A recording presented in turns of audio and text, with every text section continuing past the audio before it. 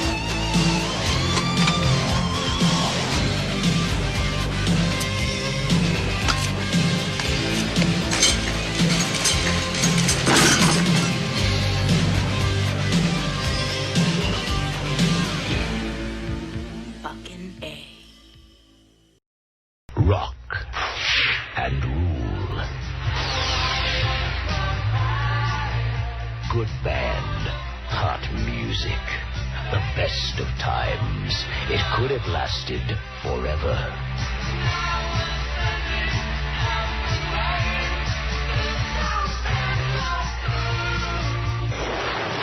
Rock and rule. Journey to a world where the cosmic forces of music, magic, and technology collide, bringing you head to head with a beast from another dimension.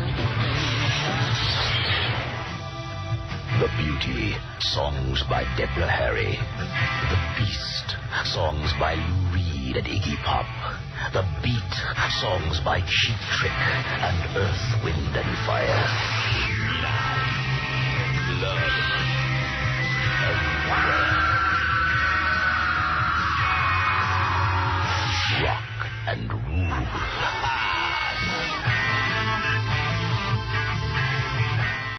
Hey, this is Matt once again. This is another review for Eric, a very nice guy who has sent in other requests. Thank you so much for that.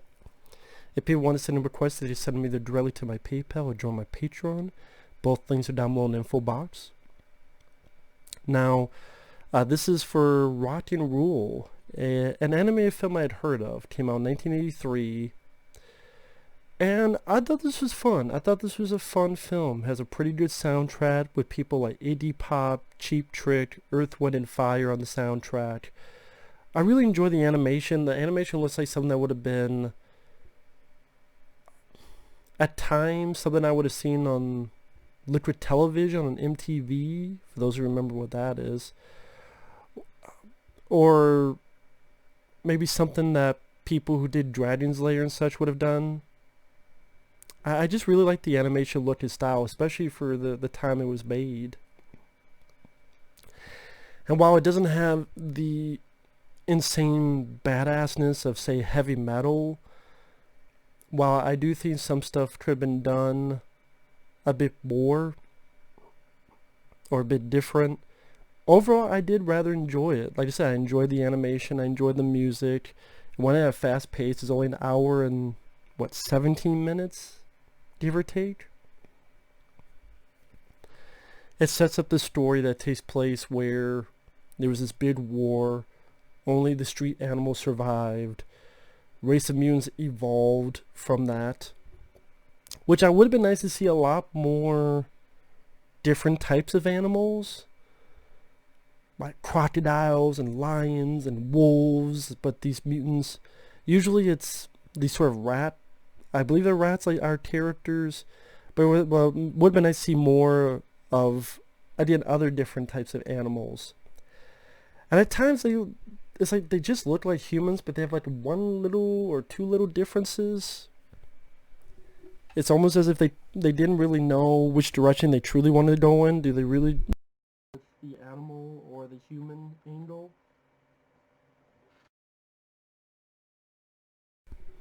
If you want to go the animal angle, just go full force with the animal angle.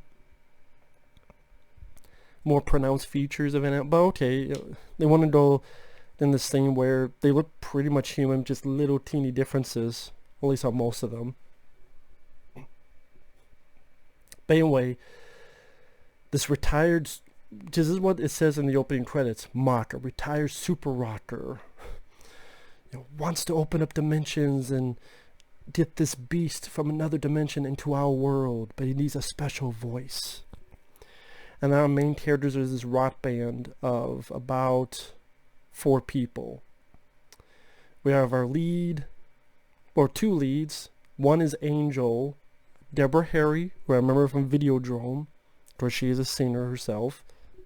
At least she's the singing voice.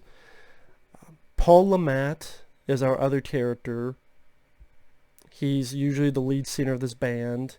And his singing voice, I forget who it is. The singing voice for the villain, Mach, is actually Iggy Pop. He doesn't voice... I think it would have been fun if they actually voiced the regular characters as well as, at least for Iggy Pop. I think that would have been fun if Iggy Pop really did voice the main villain as well as sing the song, but maybe they thought he wasn't as strong of an actor, because the guy is the villain did a good job in his voice. The lead character Paul Lamont plays, he's a bit of a dick. He's not the most likable character.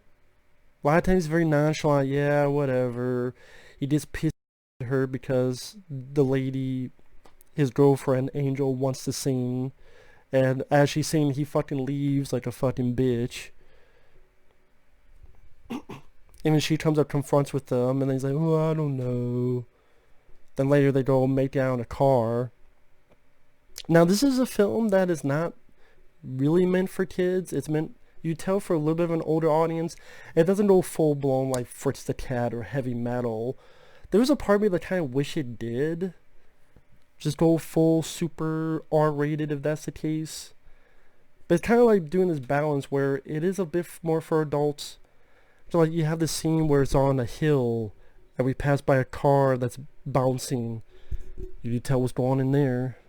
If it's a rockin', don't come a knockin'. But then it goes to the car our main characters are in, they're making out. The other people in the band are these 2. One's a bit of a dummy called Stretch, and then one more of an intellectual guy. His name, people keep calling Fatso. They look a little bit more like rats compared to the others, but I mean, hey, I guess it made some look at least a little unique. So I guess I can't complain too much about that. I just, part of me is like, okay, they look a little bit like a rat. I just wonder what the direction was, where they didn't want to go too full force. Like they wanted to make them human, but not human. But I guess they just want to be different with this in between design, which I'm not sure how I feel about it. I just what I'm getting at. But I do like the look of the film. I like when it establishes the environment, like this city, New York, like New York, but this post-apocalyptic world where the cities are in ruins. Or like when they're invited to the bad guy's mansion, Mach, and he gives the angel girl an offer. She refuses. He's like, fuck that, you're going with me anyway. And you get some cool visuals, like when he's offering to her, you have this butterfly that looks like a face, and then you have like these green pattern grids on the top and the bottom. I guess more establishing his vehemency for her to join him. It was a nice visual aesthetic in that sequence. Or like these little holograms, these little balls that they give the others to get hypnotized. So these psychedelic holograms are forming all these shapes and saying lines like, triumph of the power, the glory of me. I'm like, okay, this is pretty trippy. It's probably what it looks like if you're on acid. So they kidnap her into the blimp. They want to follow her. They steal this cop car. You get some nice visuals when they're on the road. The long stretches of road. This interesting idea of a light bridge. Like I said, when they're in the city, this post-apocalyptic wasteland, and how dark it is, and the ruins. And, you know, it goes at a fast enough pace. It's a good-looking film. The soundtrack, it's not... The soundtrack was never released, but it's not like songs I would listen to over and over again. But for the film, they were fine. They worked with the film.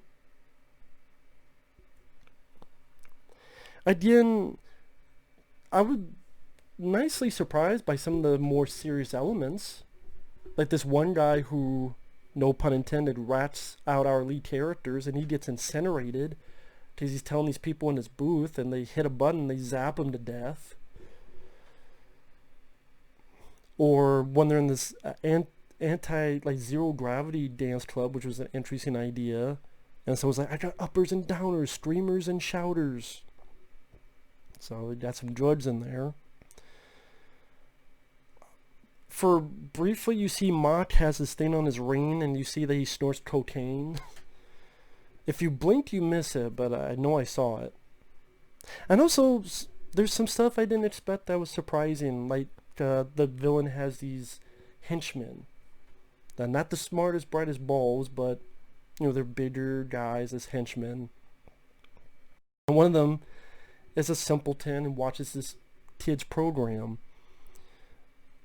As Mott, Mr. Mott, do you know the difference between good and evil? Because that's what he learned on his kid show. And so, spoilers, jumping to the end, he does the right thing. His brother comes up, why did you do that for? And the other guy goes, we ain't evil, are we? And he dies, saving the two leads. And then I thought, okay, he's going to survive, or no, he's not really dead. No, I mean, wow.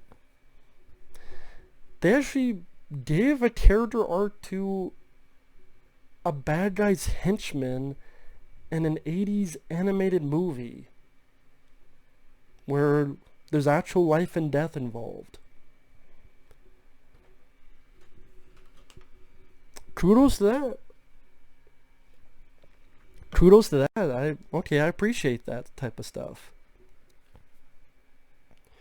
I would say it goes at a fast pace. When the monster arrives, it really does look like something out of Liquid Television. Some people might not even know what that is. Back in the day, MTV, before they stopped dealing with music on their music television, they had this thing called music videos. And then sometimes in between the music videos, they had this thing called Liquid Television, which is all these crazy, sometimes short animated films or weird animated commercials where people's creative juices could really fly. And that was the fun of it. That was entertaining. That was cool to see and witness. And that monster kind of remind me of something that I would see on that program. Sadly, you don't have stuff like that nowadays. You really don't. That sucks. I mean, the characters, there's not a whole lot with the other characters. Like I said, Paul Le Mat is an actor I've seen in a couple films. He was in the first Puppet Master film. There's another one, I can't remember. Death Valley with Catherine Hicks and Peter Billingsley. It's like they say it's a horror film, but it's like more of a thriller. I don't know. Apparently there was another actor who voiced it, but they didn't like it. And that's why the character has these kind of weird stops and starts. Part of me wonders if the original voice would have been better or worse. I don't know. Or made him seem less like a dick. Does like Paul Le Mat's character seem like kind of an uptight dick for a lot of it. So I can't say our lead was the most likable individual. Just seemed like a guy who had to fucking stick up his ass. The subordinates, they were a bit more likable. I think one's more the goofy, dumb one. More is the more glasses, intellectual one.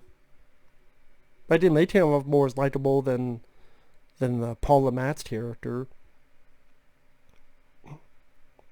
So I kind of wish they either had a different voice actor that would have made him sound less like a douche, or maybe rework the writing or something else and fix that character up a bit. Other than that, I think the designs were interesting on the characters, but at the same time I kind of wish they just worked on more for the animal factor.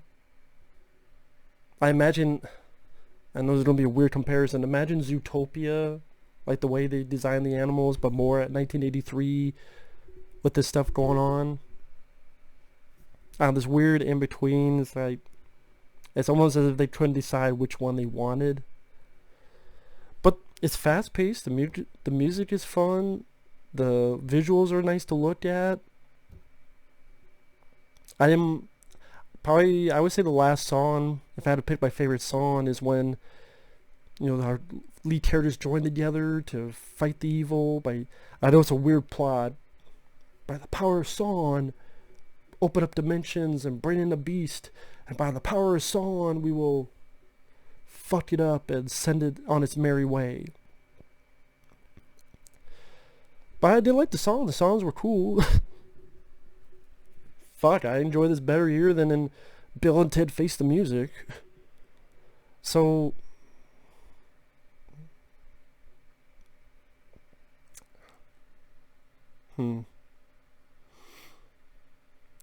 at the end of the day, like I said, it was fast-paced. It was short enough. It didn't overstay its welcome. Really nice, pretty visuals. Nice environment, establishing what world our characters are living in. There's enough little bits that made it a film that seems for an older audience. Sometimes I wonder if they should just gone more for broke on that instance. Like heavy metal or something of that nature. It was interesting that, again, the henchmen had a bit more character development than some of the main characters. But that was also interesting. It doesn't overstay its welcome. When it's over, it's over. It doesn't go on for 8, 5, 17 different endings. I mean, and I'm a sucker for this kind of old school animation. This 80s animation done trying to go for older audiences. That makes it a bit more unique to me. That makes it a bit more interesting to me. It wasn't as cringeworthy or as hard to sit through as some films are. And again, I don't put it on the level of heavy metal, but I thought this was still a pretty decent flick.